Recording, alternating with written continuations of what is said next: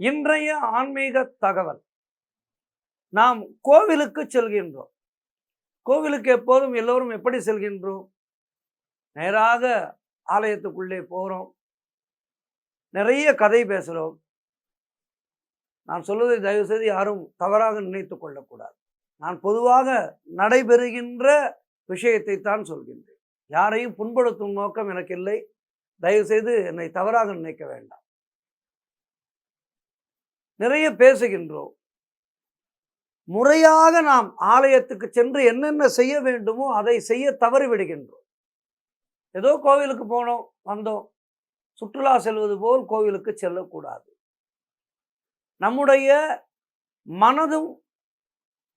நம்முடைய மனதை இறைவனோடு பேச வைக்க வேண்டும். அதற்கு தான் ஆலயம் செல்கின்றோம்.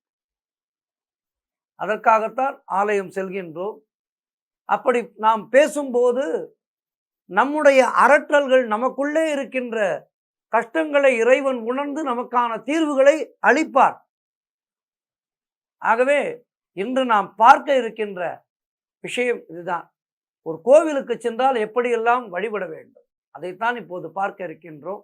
இது நான் சொல்லிக்கொள்வது எனக்கு உள்பட தான் சொல்லிக் கொள்கின்றேன். ஆகவே யாரும் தவறாக நினைக்க வேண்டாம். யாரையும் புண்படுத்தும் நோக்கம் இல்லை. இந்த கோவிலுக்கு சென்று நமஸ்காரங்கள் செய்வது, இவை பற்றியெல்லாம் ஆகம சாஸ்திரங்கள் என்ன சொல்கின்றன என்று பார்க்கலாம். முதலாவதாக உத்தம நமஸ்காரம் என்று சொல்வார்கள். உத்தம நமஸ்காரம் என்றால் என்ன? லக்ஷ்மி வாசம் செய்யும் வேத ரேகைகள், மந்திர உபதேசங்கள் நிறைந்த நமது 2 கரங்களை இணைத்து இதயத்துக்கு அருகிலே, மார்பிலே நேராக மையத்திலே வைத்து மனதிலே மந்திரங்களை கூறி இறைவனை ஒரு நொடியேனும் மனதார வணங்க வேண்டும். மனிதனுடைய ஆத்ம இருப்பிடமான இதயத்திலே இருந்து வணங்குவதை இறைவன் செவிசாய்த்து கேட்பான் என்பது ஐதீகம். மிக அருமையான ஒரு பாடல் உண்டு, செல்லாத்தா செல்ல மாரியாத்தா. இந்த பாடல் கேட்பதற்கு ஏதோ ஒரு பக்தி பாடல், சாதாரண பக்தி பாடல் போல் தோன்றும். ஆனால் இந்த பாடலுக்குள்ளே கலைமாமணி கே வீரமணி சோமு அவர்கள் எத்துணை பெரிய அற்புதமான விஷயத்தை ஒளித்து வைத்திருக்கின்றார் என்றால், அதாவது இந்த பாடலிலே அரை நொடியாவது உன்னை சிந்திக்க வேண்டும் அம்மா என்று வரும். செல்லாத்தா செல்ல மாரியாத்தா எங்கள் சிந்தையில் வந்து அரை வினாடி நில்லாத்தா. அரை வினாடி நேரம் நில்லாத்தா என்று பாடியிருப்பார். எவ்வளவு பெரிய பொருள் பொதிந்த கருத்தை மிக சாதாரணமாக இந்த பாடலிலே வைத்திருக்கின்றார் கலைமாமணி கே வீரமணி சோமு அவர்கள். இப்போது நான் சொல்கின்ற விஷயத்திற்கும் இதற்கும் தொடர்பு இருக்கின்றது. இந்த மந்திரங்களை சொல்லி, மனதுக்குள்ளே மந்திரங்களை சொல்லி வணங்க வேண்டும் என்று சொன்னேன் அல்லவா?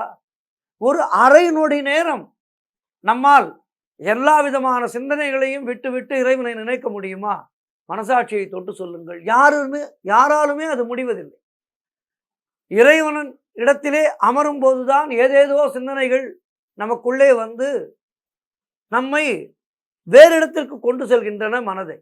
அதைத்தான் இந்த பாடலிலே மிக அழகாக அவர் சொன்னார்.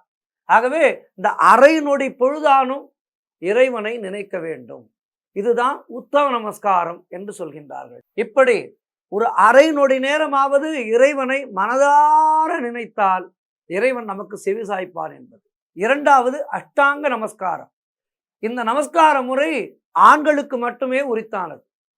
இந்த முறையிலே அஷ்டாங்கமும், அதாவது நம்முடைய 8 அவயங்களும் தரையிலே படும்படியாக விழுந்து இறைவனிடம் தன்னை முழுமையாக அர்ப்பணித்து வணங்க வேண்டும்.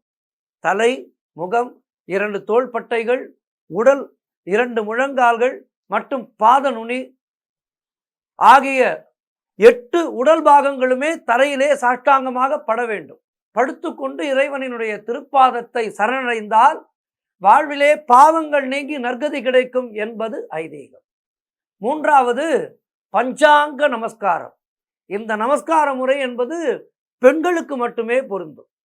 இவ்வகையான வணங்கல் முறையிலே பெண்கள் தங்களது பஞ்சாங்கங்களையும் இறைவனிடம் முழுமையாக சமர்ப்பணம் செய்து வணங்க வேண்டும். இம்முறையிலே தலை, 2 முழங்கால்கள் மற்றும் 2 பாதங்களின் நுனி இவை மட்டும் பூமியிலே பட வேண்டும். இப்படி நமஸ்காரம் செய்தால் பெண்களுக்கு இப்படி நமஸ்காரம் செய்தாலே போதும். பெண்களுக்கு அவர்களுடைய மற்ற அங்கங்கள் பூமியிலே படும்படி விழுந்து வணங்கக்கூடாது. அங்க பிரதட்சணம் செய்வது என்பது வேறு முறை. அது இடைப்பட்ட காலத்திலே தான் ஏற்பட்டது என்று சொல்கின்றார்கள். ஆனால் அங்க பிரதட்சணம் என்பது ஒரு அருமையான ஒரு வேண்டுதல். அதை செய்து நிறைய நற்பலன்களை நிறைய பேர் பெற்றிருக்கின்றார்கள். என்றாலும் சாஸ்திரங்களிலே இது கூறப்படவில்லை என்று பெரியோர்கள் சொல்கின்றார்கள். ஆகவே சாதாரணமாக வணங்கும் போது, இறைவனை வணங்கும் போது நாம் இப்படி வணங்கினால் இறைவனுடைய அருட்பார்வையானது நம் மீது நிச்சயமாக படும். ஆலயத்துக்கு செல்லும் போது உங்களுக்கு தெரிந்த பக்தி பாடல்களை மனதுக்குள்ளே பாடுங்கள், வாய் விட்டும் பாடுங்கள், தவறில்லை. சிவபுராணம் படியுங்கள். சிவன் கோவிலுக்கு செல்கின்றீர்களா, சிவபுராணம் படியுங்கள், கோளறு பதிகம் படியுங்கள், தேவாரம் திருவாசகங்களை படியுங்கள். ஆலயத்திலே அமர்ந்து இவற்றை எல்லாம் படிக்கும்போது நிச்சயமாக நமக்கு ஒரு நல்ல சிந்தனை, நல்ல ஒரு நினைவாற்றல், நல்ல ஒரு ஆன்மீக சக்தி நமக்குள்ளே ஏற்படும் என்பதிலே எந்த விதமான ஐயமும் இல்லை. ஆகவே இவற்றையெல்லாம் முறையாக தெரிந்து கொண்டு ஆலயங்களுக்கு செல்வோம். ஆலயத்துக்கு செல்லும் போது பேசாமல் இருப்போம். மௌனத்தை கடைபிடித்து இறை சிந்தனை ஒன்றையே மனதிலே நினைத்து கொண்டு ஆலயத்துக்கு சென்றால் நிச்சயமாக நம்முடைய வேண்டுதல்கள் எல்லாம் நிறைவேறும். எல்லோரும் சுகமான வாழ்வு வாழ்வோம். நன்றி, வணக்கம்.